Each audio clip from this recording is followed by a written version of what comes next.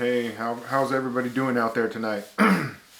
Hopefully, I could correct a little bit of things for my videography. Trying to not breathe as much, even though I just did. Try not to make as much mouth noises. I'm learning all this as I go. So, just some little tips that or tricks or just you know methods that I've been coming up with because I want to make my videos as I don't know, as pleasurable as possible. I know that don't sound right, but I didn't wear the right jacket apparently.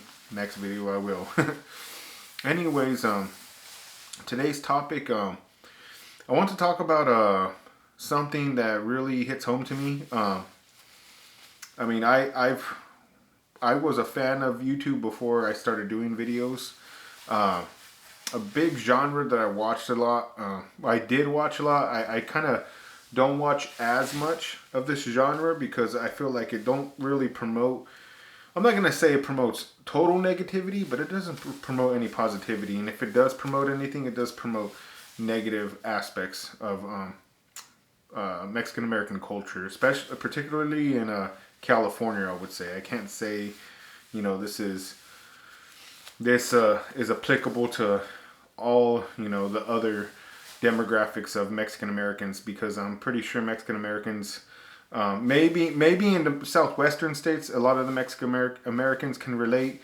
I don't think the Mexican Americans living outside of the southwestern states and especially California are living this way particularly.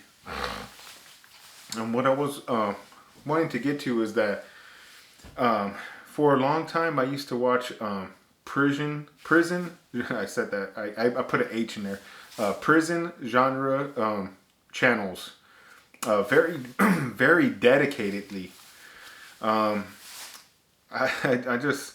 always been for the most part intrigued with that part of society.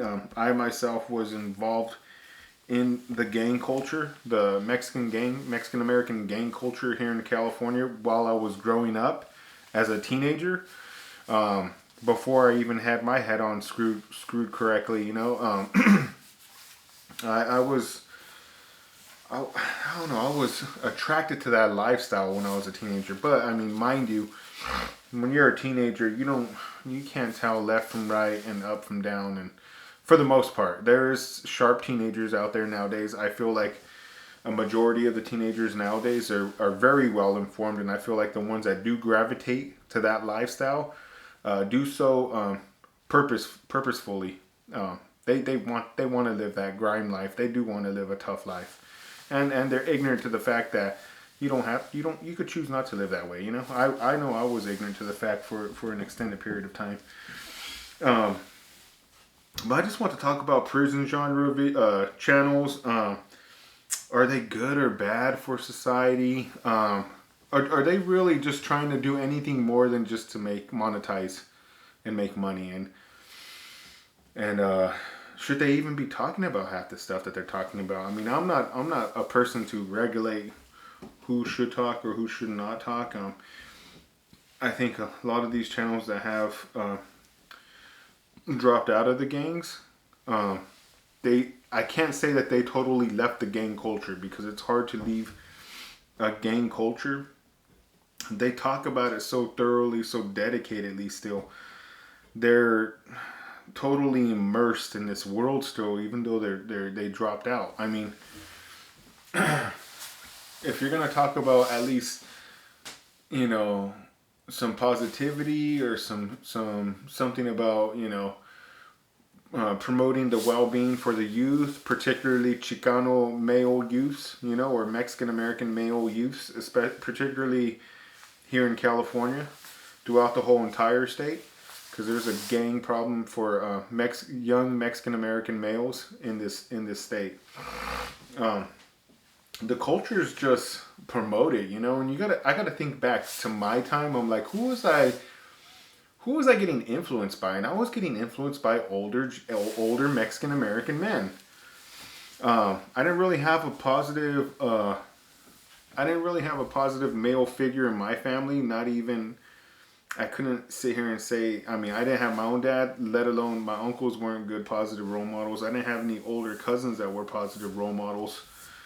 My whole entire family, I won't say they were totally negative, but there was nobody doing like actual positive things, is what I want to say. There was people in my family that were like so, just doing what they need to maintain to get by, but not to the point where you would look up to them as a role model, exemplar, a person. Um, and when I want to get back to my point is, these older gentlemen are feeding that these younger people out there, males and females alike, to be inspired to kind of walk down that path, even though they say a disclaimer ahead of time. I do not promote gang activity. I do not promote uh, you know pursuing this kind of lifestyle. But then at the same token, it seems like a lot of them are still very much living that in their mind, that gang culture in their mind. Uh, I do like a few channels still. I do, or at least I like to listen to them for various reasons. I like American Cholo because uh, I like how he it seems like he's trying to coordinate some sort of community awareness. He's getting out. He says he's pushing an you know he is trying to just push for the betterment. I feel like more. I know his name kind of maybe might say otherwise, but when you hear him talk, he's talking about all sides of the spectrum: left, right, conservative, liberal. He's just wanting to promote the overall, I think, well-being more of like Mexican Americans. Another one that I sometimes watch. I like some of his spills sometimes, or some of his his videos. Sometimes I think he's gotten better over time, because at first I wasn't really digging his videos at the beginning. Is the homie hangout, and the reason why I'm starting to like his more is because I feel like he's taking more of an unbiased approach. I feel like he is trying to help, uh, you know, young people that are into gang culture a little bit more, trying to get some awareness out there. At times I feel like that. I know at times I feel like he is kind of still, you can't really get the homie out you can't get the homeboy out the hood, or whatever you want to call it. But his channel grew on me more. Um, I do watch Gunner's Collective, Gunner's Profile, more for entertainment purposes. um, I think his channel would really it's really growing. It really has a strong fan base. I think he should do like bedtime stories, because he has more of an entertainment type of approach to things. And I think if he's gonna and that's what works well for him. And if he's gonna do the entertainment approach, he should do a lot of bedtime stories, because a lot of people like that bedtime stories, aka interactions with sexual encounters, is what the bedtime stories are. So it's not for. I mean, none of these genres are for kids. I believe, but particularly those videos. But I think that's where his channel should go. That direction, it'll flourish. I also liked his video that he did on his hat collection. I think if you do stuff like that, his interests. I think if he were to do his interests, his hobbies, what he likes to do, I think he'll grow. But when it comes to like the channels, like I mean, even like homie hangout, I don't feel like American Cholo delves as deep, and I don't think he gets entertained by the hood drama as much anymore. But all the other channels that just go too much in depth about gang culture, prison organization, structure, it's just starting to get kind of repetitive. And like all these channels are wondering, what's happening to my channel? What's happening to my channel? And I think people only could take so much of the same material so long. You know what I mean? Mix it up a little bit. Talk about other things. That's why, like, I really want to make this channel about a whole bunch of random stuff. Like tonight, I'm gonna be talking about prison stuff.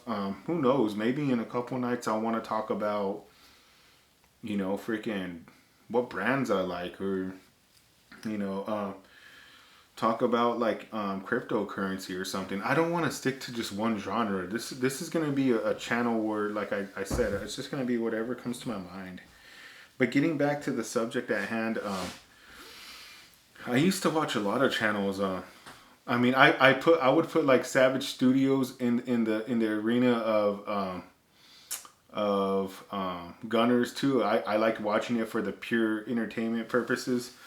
But I mean, I was starting to look more in depth about what Savage was talking about, and yeah, he put a target on his back. I understand that, but it was more real, and it wasn't trying to push an agenda still or an ideology of what he believes in. Like when it comes to like what organization or what side he reps, I feel like a lot of other ones do that. I used to watch a lot of a convict's perspective, but I feel like he's was pushing the northern narrative too much. He was pushing the organization too much, and I like hearing perspectives from both sides more than just one side. Uh, I just feel like, and that's why sometimes I kind of feel like Homie Hangout kind of pushes that north. You could tell like where their background is, where they're from. They really push that narrative still. I mean, subconsciously, not maybe intentionally, but subconsciously, I feel like they push their old, gang affiliations inadvertently. Uh, what's another one? I've never got really into A Prisoner's Awakening. I just I feel I just never was able to get into it. I've seen the clippings of him in other videos where I'm like, all right, I could that seems interesting, but for the most part, every video that a lot of the not every, but a lot of the videos I tried to that I clicked onto and tried to watch, I just never really got into myself. I know there's like the Rojo Room. I like you could still kind of tell he pushes that northern, it's just a mentality, I feel like he pushes a certain agenda, like I said. And there's not really any other ones from the south that I mean, there's Dubs. I was watching Dubs a little bit, but like I said, it's just he pushes his line a little. He pushes his what like his value, his beliefs or whatnot. I was gonna say values, but his beliefs a little too strong. So I was kind of getting into it, but it didn't attract me all the way. I know he says I just talk about me and what I've been through in my upbringing. I mean, that's everybody's gonna be talking about that though. At the end of the day. I was liking I forgot his name. It was a white guy, but he grew up in Hispanic culture, and he was out there. He's out there in Oklahoma, and I was liking his spill for a little bit. His channel. I don't know what happened. I just like I don't know if the YouTube algorithm just threw me off of him, but they stopped promoting his videos to me. I was watching Big Hurt too for a little bit. Just almost like I would put him in the same genre as like a Gunners and Savage with just the pure entertainment facet. That's the whole reason I was watching Big Hurt, because busting cheeks was funny in my opinion. And as far as like prison channels that are outside of California, I wasn't really too keen and interested in watching any of their videos. There was that guy out of Minnesota. I just feel like, I mean, I felt like he was a real person, and he kept it pretty authentic. But then I heard on he was attacking Gunner, and then Gunner kind of brought out some information that seemed kind of it blows everybody out. I mean, if you're still going to be talking about all this gang stuff at 40 something years old, there might be something kind of I don't know. It's just he was pushing that narrative a little too, whatever his thing, he was pushing it a little too hard. But that's all I got.